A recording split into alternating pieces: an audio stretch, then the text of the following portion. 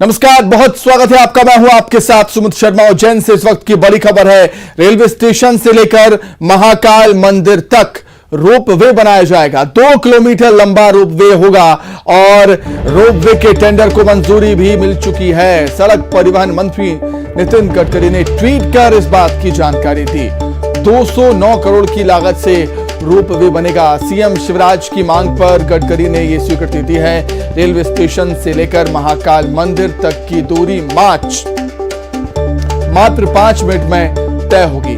जुलाई 2023 से इसका निर्माण कार्य शुरू हो जाएगा।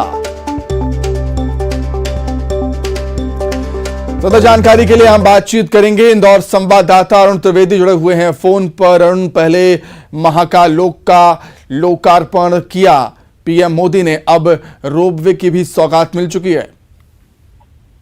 बिल्कुल, देखिए अभी सितंबर में केंद्रीय सड़क परिवहन और राजमार्ग मंत्री नितिन गडकरी उज्जैन आए थे। एक बड़ा कार्यक्रम हुआ था जिसमें सीएम शिवराज सिंह चौहान भी शामिल हुए थे। उस दौरान सीएम शिवराज सिंह ने मांग की थी कि कुछ ऐसा रोपवे बना दिया जाए जिससे जो भी स्टेशन पर उतरे लोग वो सीधे महाकाल के दर्शन करें और वापस हो जाए, जिससे महाकाल मंदिर में भीड़ ना लगे। इस मांग को ध्यान रखते हुए नितिन गडकरी ने इसे रोपवे को मंजूरी दे दी है और अब 5 मिनट में ये 2023 जुलाई में इसका निर्माण शुरू होगा और इसके बनने के बाद 5 मिनट में लोगों को महाकाल के दर्शन हो जाएंगे। तो महाकाल लोक के बाद एक बड़ी सौगात उज्जैन के लिए है। इसके टेंडर को आज मंजूरी दे दी गई। 209 करोड़ का एक टेंडर है। अब ये टेंडर जारी होगा और उसके बाद जुलाई 2023 से काम भी शुरू हो जाएगा। तो ये जो बड़ा फैसला है और एक बड़ी सौगात है उज्जैन के लिए, क्योंकि उज्जैन में अब देश विदेश से श्रद्धालु आएंगे, भीड़ बढ़ेगी। इसी सब बातों को ध्यान में रखते हुए ये रोपवे बनाया जा रहा है और इससे श्रद्धालुओं को काफी सुविधा हो जाएगी और वे महाकाल के दर्शन आसानी से कर पाएंगे। बिल्कुल ठीक बात है। बहुत धन्यवाद अरुण आपका जुड़ने के लिए और तमाम बातचीत के लिए।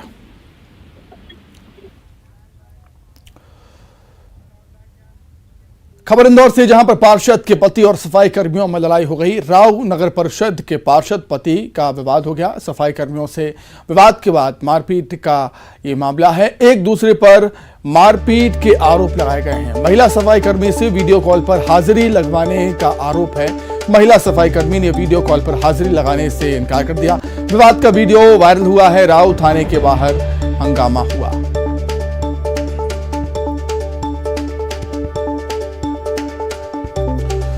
इंदौर से बड़ी खबर आपको बता रहे हैं। पार्षद के पति और सफाई कर्मियों में विवाद हो गया। विवाद इतना बढ़ा कि लड़ाई की नौबत आ गई।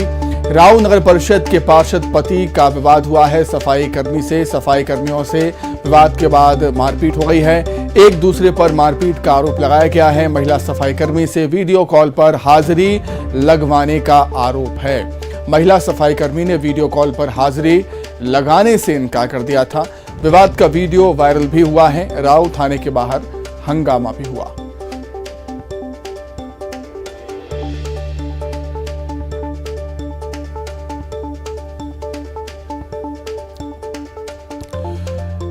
तो झड़प भी यहां पर हुई है और झूमा झटकी भी हुई है। उसकी तस्वीरें आप टीवी स्क्रीन पर देख रहे हैं। इंदौर, जो कि स्वच्छता के मामले में लगातार झंडे गाड़ता हुआ आ रहा है पिछले 6 सालों से।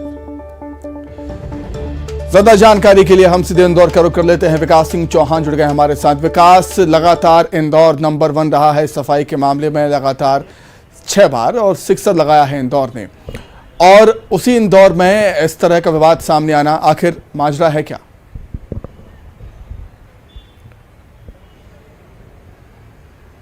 जी हाँ, बिल्कुल।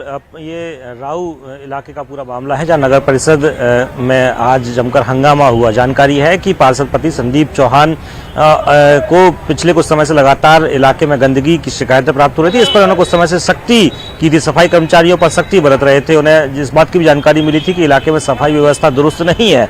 लिहाजा आज उन्होंने इलाके में कुछ ऐसे लोगों को देखा जो कि ड्यूटी पर मौजूद नहीं थे। इस दौरान उन्होंने एक महिला सफाई कर्मी पर वीडियो कॉल कर अटेंडेंस लगाने को लेकर जिक्र किया। इस तरह के आरोप सफाई कर्मियों पर लगाए। सफाई कर्मी जो है आरोप इस प्रकार का लगा रहे हैं। इस दौरान जो महिला सफाई कर्मी थी उसने वीडियो कॉल पर अटेंडेंस लगाने से इनकार किया। इस दौरान विवाद बढ़ गया। मौके पर दोनों तरफ से लोग एकत्रित हुए। सफाई कर्मी के साथ साथ पार्षद पति की तरफ से भी समर्थन में एकत्रित हुए लोगों का आपस में विवाद हो गया। इस दौरान विवाद हुआ उसके वीडियो भी अब सोशल मीडिया पर वायरल हुए। इसके बाद महिला सफाई कर्मी के पक्ष में बड़ी संख्या में सफाई कर्मी और वाल्मीकि समाज के लोग राऊ थाने पर पहुंचे और जमकर हंगामा किया। वे लगातार पार्षद पति पर कार्रवाई की मांग कर रहे थे। हालांकि दोनों ही तरफ से जो लोग हैं वो इस पर प्रयास कर रहे थे कि किसी पर कोई बड़ा विवाद ना हो, दोनों ही तरफ से किसी प्रकार की शिकायत ना हो।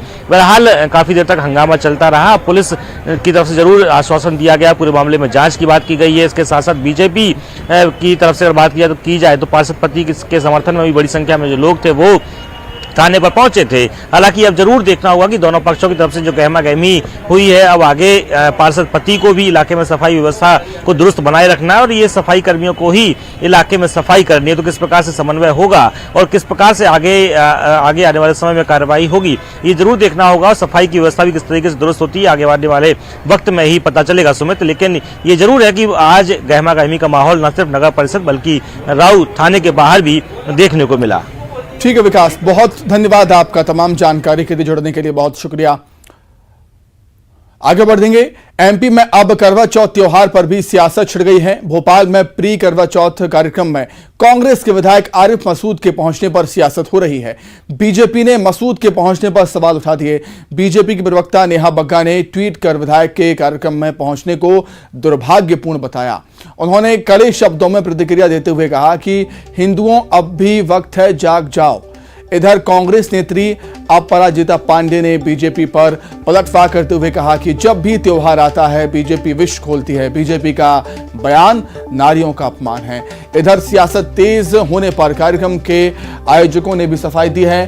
कहा है कि सामाजिक सौहार्द बनाने के लिए आयोजन किया गया था।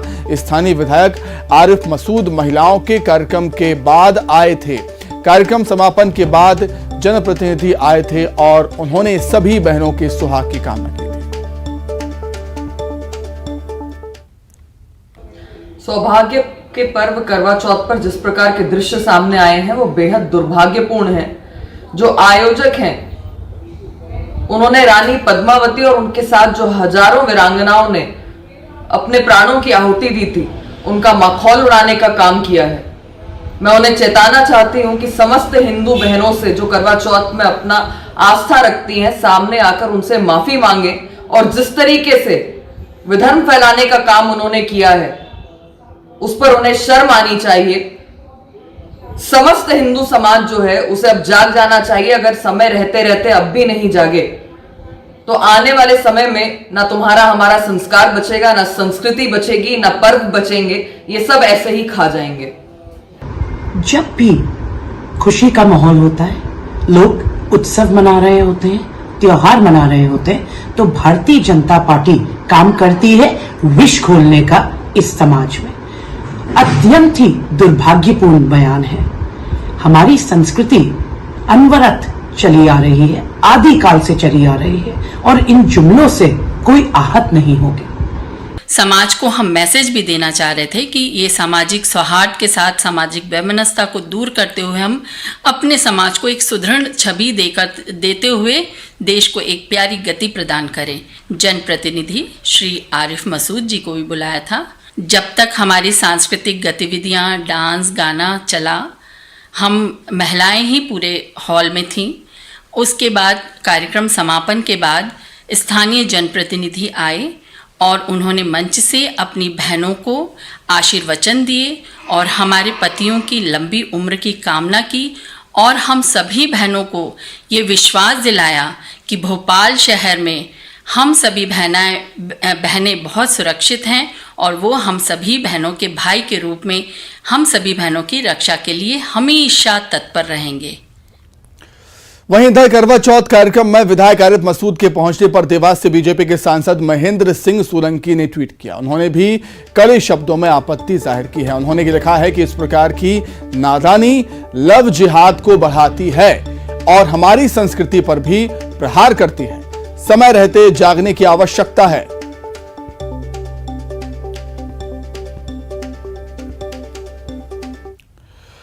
चलिए, ज्यादा जानकारी के लिए किस तरह से सियासत राजधानी भोपाल में हो रही है, पूरे मध्य प्रदेश में हो रही है, इस घटना को लेकर वो हम जानेंगे। भोपाल का रुख कर लेते हैं, जितेंद्र शर्मा हमारे साथ जुड़ गए। जितेंद्र, सियासत तो हो ही रही है, आरोप लग रहे हैं, पक्ष विपक्ष की तरफ से बयान आ रहे हैं, लेकिन राजपूत समाज की महिलाओं ने भी प्रदर्शन किया था इस घटना को लेकर।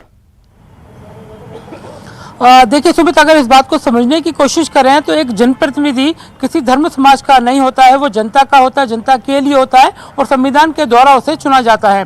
तो कह सकते हैं कि वो किसी भी आयोजन में शामिल हो सकता है। इसके पहले भी अगर हम बात करें तो नौ दुर्गा के आयोजन में वो शामिल हुए, रक्षाबंधन के कार्यक्रम में शामिल हुए, तब क्यों उन लोगों ने विरोध नहीं किया। अब हालांकि एक आयोजन जो हुआ उसको लेकर एक हालांकि सांप्रदायिक रूप दिया जा रहा है, मगर कहीं ना कहीं कह सकते हैं कि जनप्रतिनिधि किसी भी आयोजन में जा सकता है, उसका विरोध करना इस तरह से जायज़ नहीं है। मगर अब राजनीति इस पूरे मामले में हो चुकी है तो जाहिर सी बात है विरोध भी किया गया। राजपूत समाज की महिलाएं और कुछ लोगों ने मिलकर एमपी नगर थाने का घेराव किया। हालांकि कानूनी दावपेच के बीच में वो उनको कदम पीछे हटाने पड़े, क्योंकि मामला एफआईआर दर्ज कराने के लिए जब पहुंचे तो कानून की धाराओं में इस तरह से किसी पर भी मामला दर्ज नहीं हो सकता है। जांच की बात जरूर कही गई है। अब इस पर पूरे बीजेपी के जो तमाम नेता हैं ट्वीट जरूर कर रहे हैं। देखने वाली बात यह है कि आगे और इनको किन किन लोगों का समर्थन मिल पाता है। सुमित, ठीक है जितेंद्र, बीजेपी कांग्रेस का और क्या कुछ कहना है, क्या कुछ तर्क है, वो भी हम जान लेते हैं। कांग्रेस से कांग्रेस नेता अजय सिंह यादव जी हमारे साथ जुड़ गए हैं।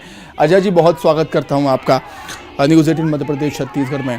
अजय जी, आयोजक अंशु जी ने कहा है कि धार्मिक सौहार्द के लिए उन्होंने ये सब किया, लेकिन कभी कभी होता है कि कुछ अच्छा करने के चक्कर में गलत मैसेज चला जाता है समाज में।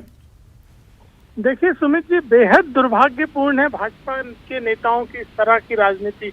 जनप्रतिनिधि चाहे विधायक हो, सांसद हो या अन्य भी जनप्रतिनिधि हो, वो सभी के जनप्रतिनिधि होते हैं और उनका दायित्व होता है कि अपने क्षेत्र की जनता के सुख दुख, तीज त्योहार सभी में हिस्सेदारी करें, जनता के साथ मिलकर उन तीज त्योहारों को मनाएं। और भाजपा के तमाम नेता भी चाहे ईद हो या गुरु नानक जयंती हो, इन पे मस्जिदों में या फिर गुरुद्वारे में जाते रहे हैं, ये कोई नई परंपरा नहीं है। भारतीय जनता पार्टी के नेता देश को तालिबान बनाने में जुटे हुए हैं। एक कट्टर सोच, सांप्रदायिक विध्वंस का माहौल और बंटवारे की राजनीति कर रहे हैं। ये दुर्भाग्यपूर्ण है। भाजपा के नेताओं की निम्न स्तरीय राजनीति है। इससे केवल और केवल देश प्रदेश को नुकसान हो रहा है और देश प्रदेश में नफरत का माहौल बढ़ रहा है। इसके लिए पूरी तरह भाजपा जिम्मेदार है। ठीक है, नेहा बग्गा जी भी हमारे साथ जुड़ गई हैं बीजेपी से। नेहा जी, आपका भी बहुत स्वागत करता हूं न्यूज़ 18 मध्य प्रदेश छत्तीसगढ़ में। नेहा जी, आरिफ मसूद जिस कार्यक्रम में पहुंचे वहां जो भी महिलाएं मौजूद थी, शायद उनको ये गलत नहीं लगा, तो फिर बीजेपी को आपको ये गलत क्यों लगता है? देखिए, संस्कृति, परंपरा और सौभाग्य का पर्व है करवा चौथ जी। तो माताएं बहनों की बहुत आस्था होती है इसमें। जिस तरीके से अंशु गुप्ता ने पूरे कार्यक्रम का आयोजन किया था, इसको फैंसी ड्रेस बनाकर रख दिया है। एक जिहादी मानसिकता वाला व्यक्ति जो लव जिहाद को प्रमोट करता है, जो हलाला को प्रमोट करता है, महिलाओं को प्रताड़ित करने में प्रमोट करता है, जो हिजाब का समर्थन करता है, जो हिंदू देवी देवताओं को अपमानित करता है, हनुमान चालीसा पढ़ने का विरोध करता है, उस व्यक्ति को यहाँ पर बुलाकर जो ये सेकुलर गैंग ने अपनी दिमाग की मानसिकता को जिस तरीके से सामने रखने का काम किया समाज के, ये बेहद दुर्भाग्यपूर्ण है।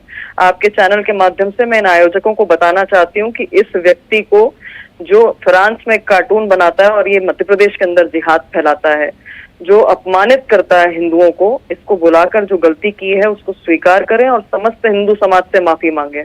और सबसे महत्वपूर्ण बात है, जिस पोशाक को पहनकर तलवार हाथ में लेकर जय भवानी के नारे लगा रही थी, ये वीर गाथा की कहानी है।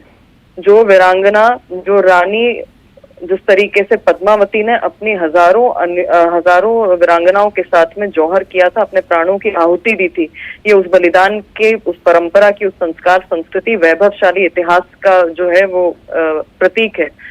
मैं बहुत स्पष्ट कहना चाहती हूँ कि अगर इन्हें किसी को बुलाना था तो समाज से किसी वरिष्ठ महिला को बुला सकते थे, राजनीति से किसी को बुलाना था तो वहां नेहा जी, एक और चीज मैं जानना चाहूंगा आपसे कि इसमें गलती किसकी है, बड़ी गलती किसकी आपको नजर आती है?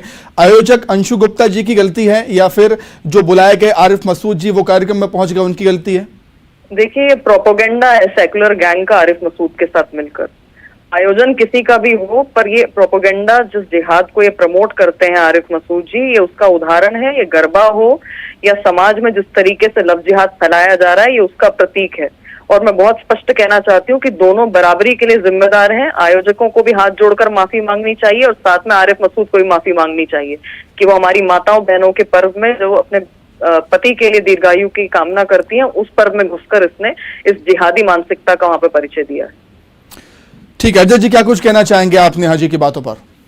देखिए सुमित जी, बात तथ्यों पे होना चाहिए। देश का कौन सा कानून कहता है कि आरिफ मसूद जी को इजाजत नहीं है सार्वजनिक कार्यक्रमों में? क्या भारतीय जनता पार्टी के कार्यालय में बैठ के नया संविधान लिखा गया है?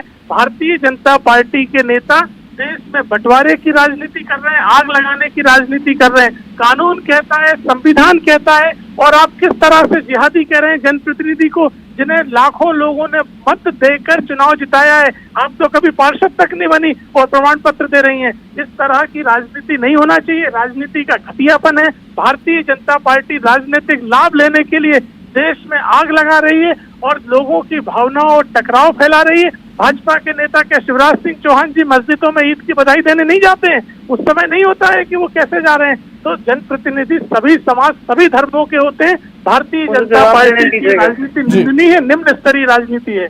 ठीक है नेहा जी। जी नेहा जी। देखिए, ये आरिफ मसूद किसका प्रतीक है? 5 बीवियां रखने का, उन औरतों को प्रताड़ित करने का, देखिए ये बेफिजूल बात मत करिए। सिकंदर बात प्रतीक है, आरिफ में किसके भी आज जो जनप्रतिनिधि है, बेफिजूल बात मत करिए। बेफिजूल बात मत करिए, तथ्यों पे बात करिए। अलग बातचीत के लिए यहाँ पे समय बर्बाद मत करिए। दर्शक भी तथ्यों पे बात करना चाहते हैं, हनुमान चालीसा पाठ पढ़ने का आग्रह करते हैं तो वहाँ पे प्रोटेस्ट में बैठ जाता है।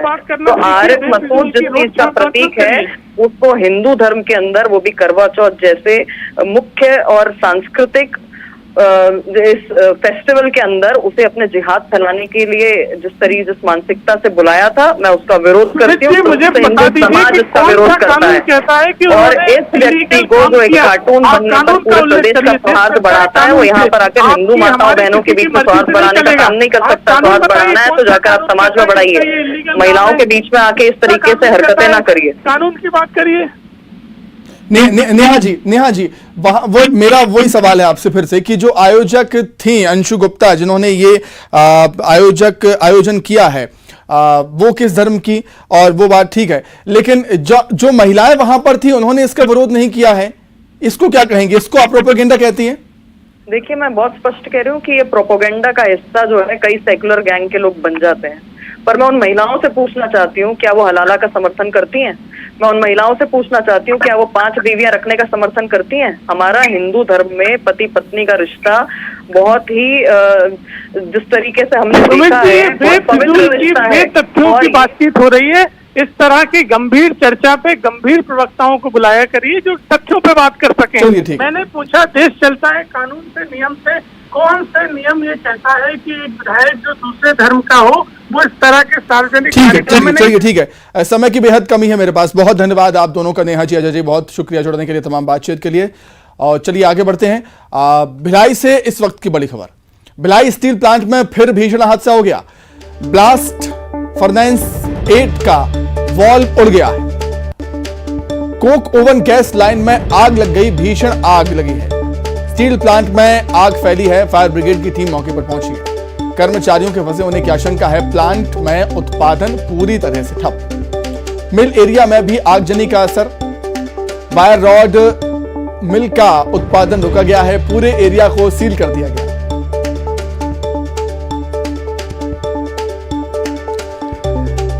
तो बीएसपी भिलाई स्टील प्लांट में एक बार फिर हादसा हुआ है। भीषण आग लगी है। ब्लास्ट फर्नेस 8 का वॉल्व उड़ गया है। कोक ओवन गैस लाइन में भीषण आग लग गई और स्टील प्लांट में आग फैल गई है। फायर ब्रिगेड की टीम मौके पर पहुंची है। कर्मचारियों के फंसे होने की आशंका है। प्लांट में उत्पादन पूरी तरीके से बंद है, ठप हो गया है। मिल एरिया में भी आगजनी का असर हुआ है। वायर रॉड मिल का उत्पादन रोका गया है, पूरे एरिया को सील कर दिया गया। ज्यादा जानकारी के लिए हम बातचीत करेंगे। संवाददाता मिथिलेश ठाकुर जुड़े हुए हैं फोन पर। मिथिलेश, बार बार सवाल यही उठते हैं कि बीएसपी में आखिर हो क्या रहा है, समस्या कहां है? आए दिन हादसे। निश्चित रूप से सुमित, बार बार हादसे, और ये हादसा तो आज जो है वो काफी बड़ा है, क्योंकि मैं एक दिन पहले ही ये जिक्र कर रहा था कि जिस तरह भिलाई स्टील प्लांट जो है वो 7 साल की आयु पूरी कर लिया है। कई ऐसी जगह हैं जहां पर स्थितियां काफी जर्जर है और वहां सैकड़ों लोग काम करते हैं, उनकी जान को भी खतरा हो सकता है। और देखिए वही चीज हुई है कि आज एक फिर हादसा हुआ है। ये सप्ताह भर की बात किया जाए तो ये चौथा हादसा है जबकि बड़े इस तरह ब्लास्ट फर्नेस 8 में हुआ है जहां पर गैस की पाइपलाइन फट गई है। तो ये जितनी गैस है काफी जहरीली गैस होती है जहाँ पर सैकड़ों लोग काम करते हैं। अभी 8 दर्जन से अधिक जो है फायर ब्रिगेड की गाड़ियां मौके पर है। दस्ता आग बुझाने पर प्रयास कर रहा है, काफी देर हो गई है लेकिन आग जो है फैलती जा रही है। काफी उत्पादन प्रभावित हुआ है। उत्पादन प्रभावित तो होना ही है और रोड पर चलान होना ही तय है, लेकिन कोई जान माल की हानि ना हो ये सबसे बड़ी चीज होती है। और क्योंकि अभी बिल्कुल भी पता नहीं लग पा रहा है क्योंकि संयंत्र के भीतर मामला होता है और जो बाहरी लोगों का प्रवेश वर्जित होता है, तो लेकिन जो जानकारियां आ रही हैं वो काफी बड़े पैमाने पर जो है वहां पर आग फैली हुई है और लोग हताहत ना हो ये प्रबंधन प्रयास कर रहा है। मौके पर जितने भी बीएसपी के उच्चाधिकारी हैं वो वहां पर पहुंचे हुए हैं और जितनी भी फायर ब्रिगेड है काफी दमकल का वाहन वहां पर मौजूद है जो आग बुझाने। पहली प्राथमिकता यही है कि किसी तरह से आग बुझाई जाए क्योंकि संयंत्र के भीतर में इतनी बड़ी बड़ी मिलें और फैक्ट्रियां हैं कि थोड़ी सी जो गैस है वो बहुत बड़ा भी रूप ले सकती है। और जब इतनी बड़ी गैस रिसाव हुआ है तो निश्चित रूप से बड़ा हादसा माना जा रहा है। अभी प्रबंधन की ओर से कोई अधिकृत बयान नहीं है लेकिन उन्होंने मिथिलेश आप नजरें बनाए रखिएगा, जो भी अपडेट होगा हमें फौरन दीजिएगा। बहुत धन्यवाद आपको जुड़ने के लिए, तमाम बातचीत के लिए। तो इवनिंग एजेंडा में इतना ही। नमस्कार।